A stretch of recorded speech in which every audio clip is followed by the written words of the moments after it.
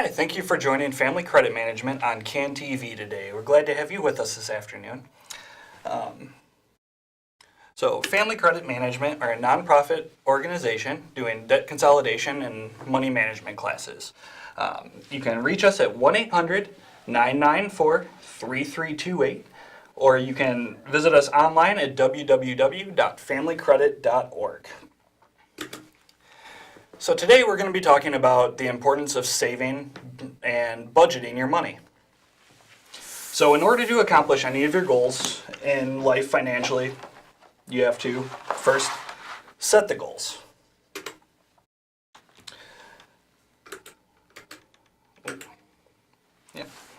So setting goals can be anything like adding to your emergency fund, saving up to go on vacation, saving up to send your kids to school, anything like that. So it really helps to write your goals down. Once they're on paper, there's something that's easier to commit to.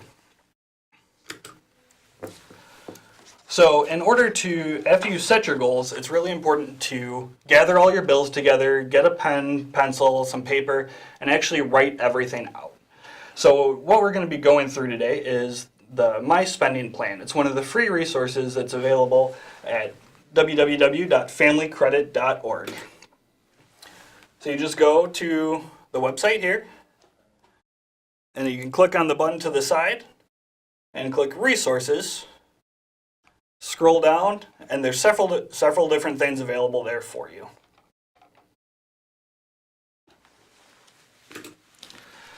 So once you've gathered all your bills and grabbed a pencil and some paper, it's time to start actually doing your budget. So one of the first things that's good to do is to list all of your bank and your store cards, all the credit cards that you have to pay every month. Get those on paper, write the balance down, the minimum payment, and total all of those up. So once you've done that, it's really important to go through a list of your expenses. So there are a lot of expenses that people don't think about a lot when they're actually writing out a budget. So it's good to have something like this that'll list a bunch of different categories out for you that you may not have normally thought of. So you've got your housing costs. So you've got mortgage or your rent, any condo or association fees that you may have, property tax if it's not included in your mortgage, and then all of your utilities. So electricity, heating, water, garbage, telephone, cell phone, internet, cable. It's really good to take a look at the entire picture. So you can write down what you're planning to spend on them and then what you're actually spending on them. Now a lot of people, when we ask them, what do you spend on your electric bill every month? They don't always know. It varies. So it's good to kind of plan it out and see what you expect to spend. You can get on a budget plan with your utility company. That will really help you know exactly what you are going to spend every month. So another good way to figure out what you're actually spending is keep track of every single expense that you have throughout the entire month. So every time you spend anything, write it down. It's not fun. It'll make you cringe at how much you're spending on certain things that you never even would have really thought about. So once you do that, you can help add it all here. Look at groceries, clothing, medical bills, childcare, hygiene products, what you're spending on entertainment, if you're going to the movies, if you're paying for Netflix, Hulu, Amazon, that kind of stuff, and really write it down so you know what to expect. So, and if you have any questions about anything we're talking about today, you can go ahead and call in. Once you have all of your monthly income and expenses, you'll have what's left.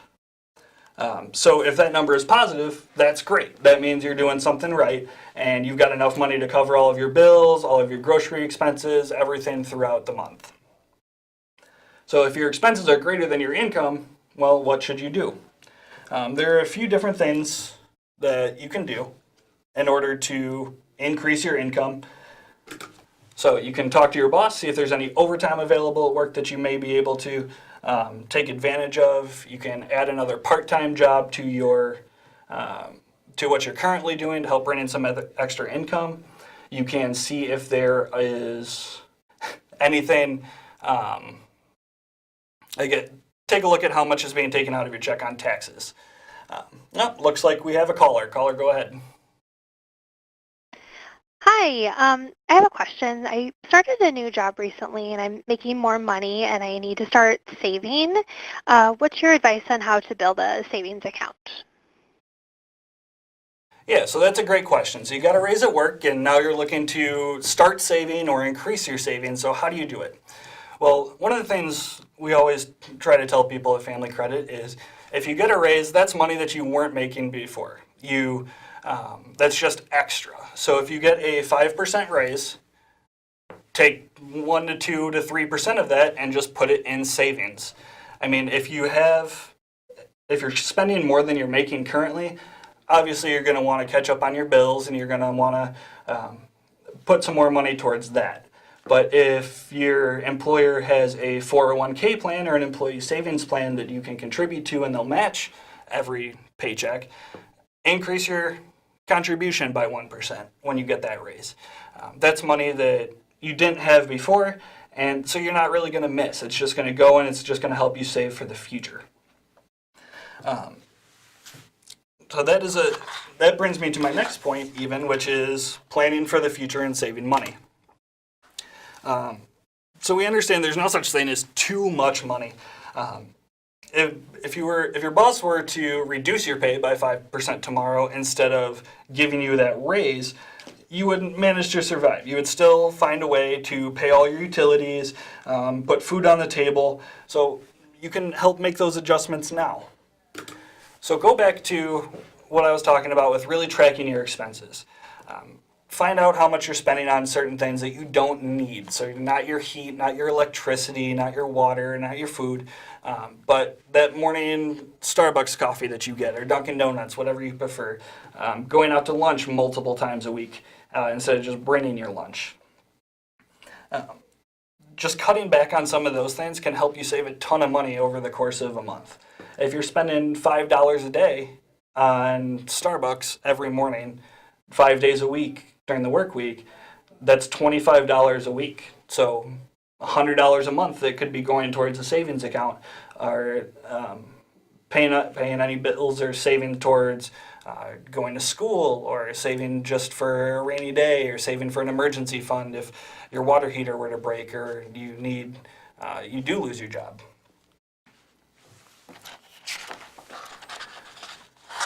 So this is a little graph.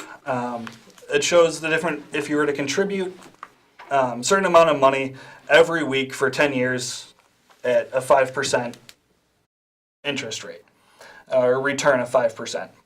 So if you were to just save $25 per week over 10 years at 5%, that would be $15,499 after 10 years.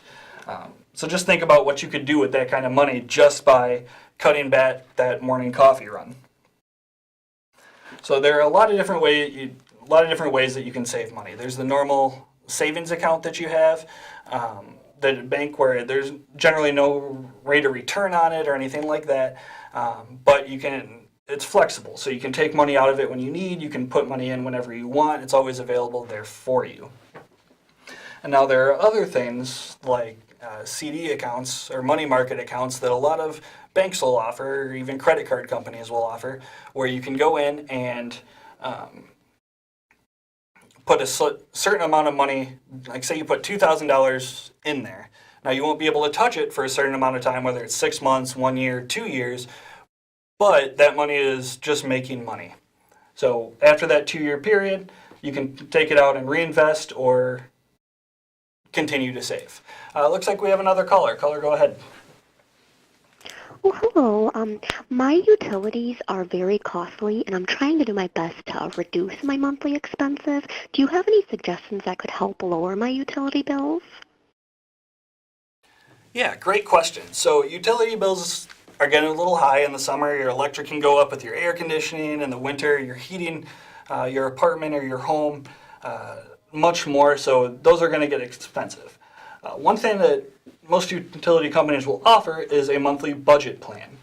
So all you have to do to get on one of those generally is give your utility company a call. Sometimes you can even do it online.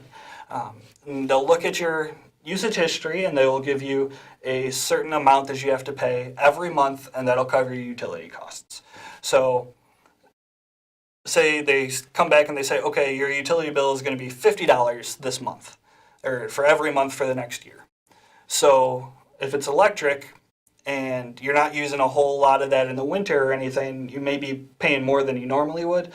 But when those summer months come around and it's 100 degrees outside and your air conditioning is going all of the time, then you're still only going to pay that $50. So you don't have to worry about not knowing what your bills are going to be, which will help you budget it out a lot more.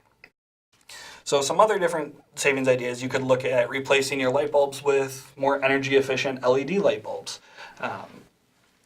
You can, a lot of times, your utility company, if you go on their website, they'll have plenty of savings tips for you, different things that you can do in order to help save money on those utilities. You can invest in a smart thermostat where you have,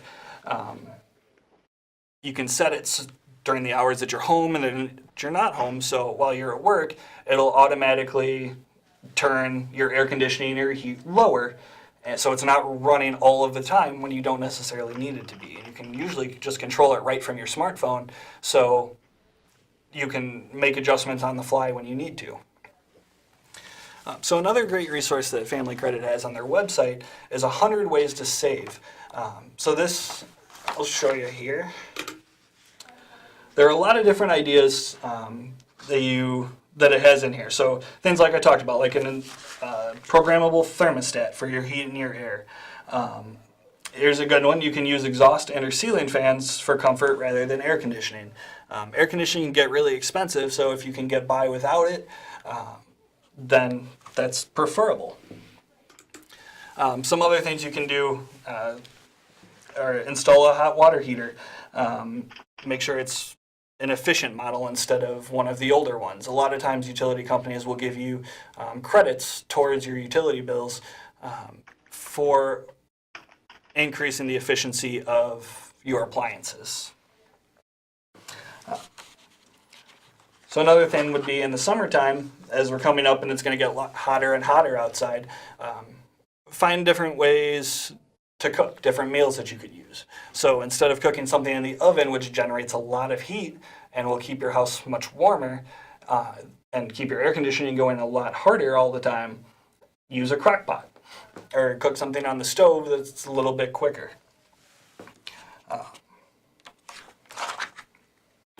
So as you're going through your expenses and what you spend every month, keeping an eye on certain things that you do for entertainment can have a huge benefit in order to save money and help eke out that extra little bit of cash to use towards bills or to put in your savings account.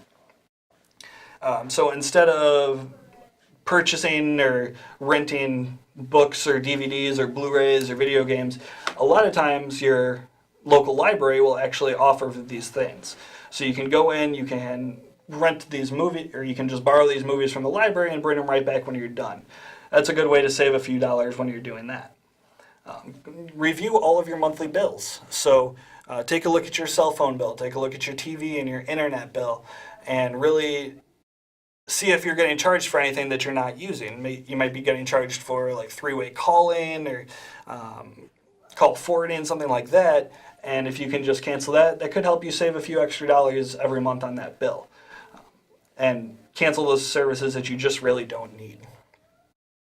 So, and going with that, there are a lot of subscription services out there, whether it be Spotify, Netflix, Hulu, anything like Audible, anything like that, that people sign up for and then you just kind of forget about them. They just come out of your account every single month. You may not use it all the time. You may very rarely use it, so you don't think about it.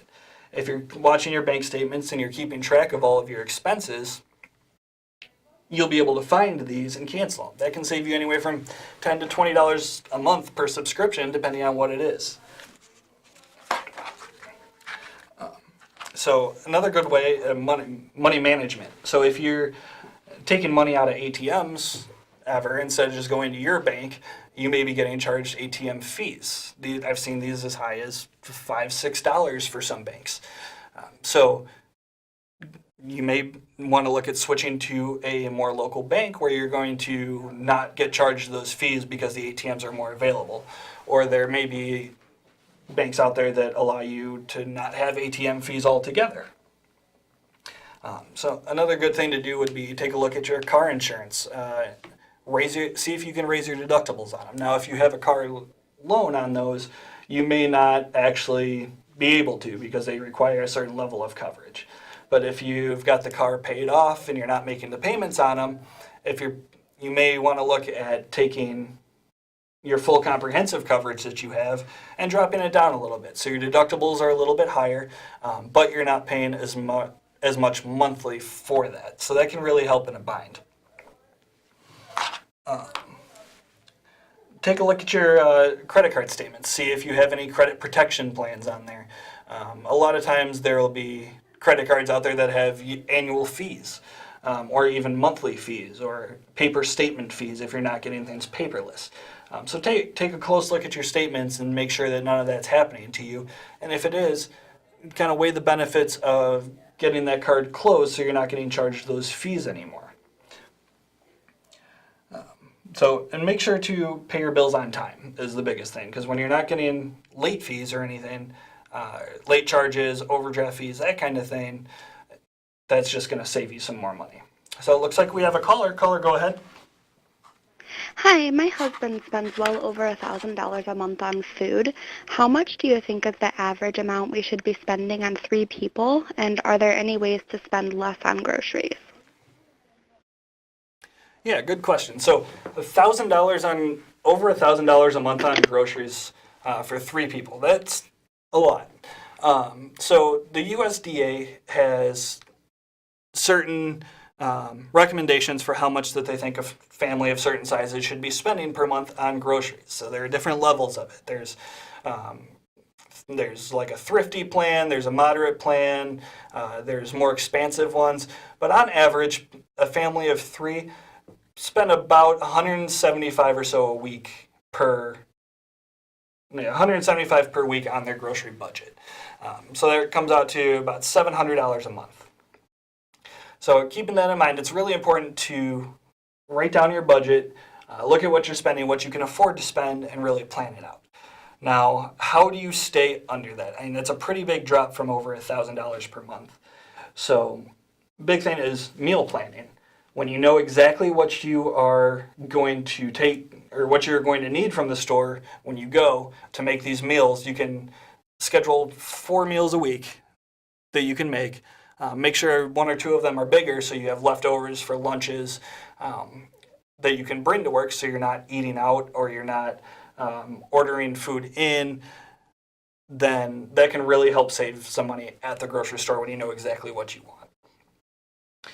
Another good way to lessen your grocery bill would be to make sure if you need to, make sure you're shopping at some cheaper stores. So instead of going to Whole Foods for everything if you're hurting for money, find somewhere a little bit cheaper that you might be able to. And there are a lot of really good, same quality, like store brand products as the name brands. So if you can try some out, find something comparable to that, to the name brands, that could help save you $1 or $2 on different products as well. So all of these things really add up over time, whether it's spending $5, $6 in McDonald's or Taco Bell or some other fast food restaurant or bringing your lunch to work that day, can make a really, really big difference.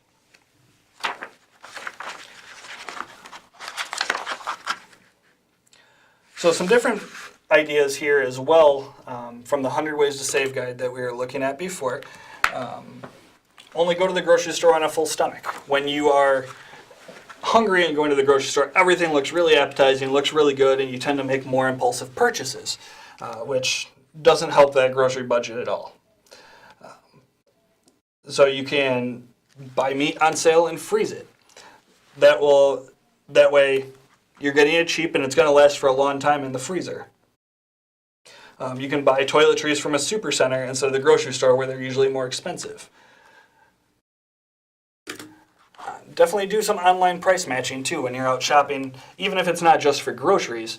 You can go in and look things up online and see if you can get them cheaper somewhere else. A lot of stores will price match things or even give you a different suggestion for something that you may be able to get in that price range. So all of these things can definitely help you out and save more money. It looks like we have another caller. Hi. Yeah, do you suggest that my husband and I keep track of our budget and review it on a monthly basis? Yeah, absolutely. So the question was, should my husband and I review our budget together on a monthly basis? And that's a great idea. So every couple is going to have a different way of managing money, whether they have separate bank accounts and they have a joint account for bill that they just put money in for bills and then they have their fund money separate, or if they have everything together. That's really individual and kind of up to the couple. There's no right way to do it. But the important thing is that you talk about it and both of you are aware of what the other person has going on. So this can really help prevent arguments from happening. They can help build the relationship better. Plus, they can help prevent major financial struggles. So if you're making these big financial decisions together instead of individually, and you know exactly what your partner has going on with their finances, then you'll be able to make better, more informed decisions. So when you're going through and you're writing down all of your expenses and your income, it's really important that you're including everything in the household. That way there are no surprises later on, or you can at least minimize the surprises. So once again, I'm going to go ahead and show you the Family Credit website here where you can go ahead and get the different resources we've been talking about today. So it's www.familycredit.org, just one more time. So you go to the button up at the top right and click on resources. So there's a full personal finance made easy course that really goes through establishing goals, creating spending plans, saving money realistically, managing your bank accounts. And all of these are available completely for free. You don't have to sign up or do anything. You can just go on and download them, help yourself out. There's 100 small ways to save big, which we're going through with a lot of different savings tips that can help you, like, once again, write down what you want to do and help you stick to those. And then there's the personal spending plan, or the My Spending Plan, which we spent a lot of time looking at today. So this is a great way to actually visualize all of the different categories of expenses that you might have and income that you might have, and really get it all on paper and stick to it. And then there are also some different financial calculators as well that can help pay down your credit card debt, help you figure out how to pay down your credit card debt and that sort of thing. So I hope this information today was informative and useful, and you'll be able to make some good decisions about saving your money and budgeting, and really help save up for the tuition for your kids, or for that new car that you want, or for that vacation that you have, or even just a rainy day fund. So once again, if you have any questions about any of this at all, or you'd like any more information, you can visit Family Credit Management by calling 1-800-994-3328, or you can go ahead and find us online at www.familycredit.org. So thank you very much and have a great day. We'll see you next week.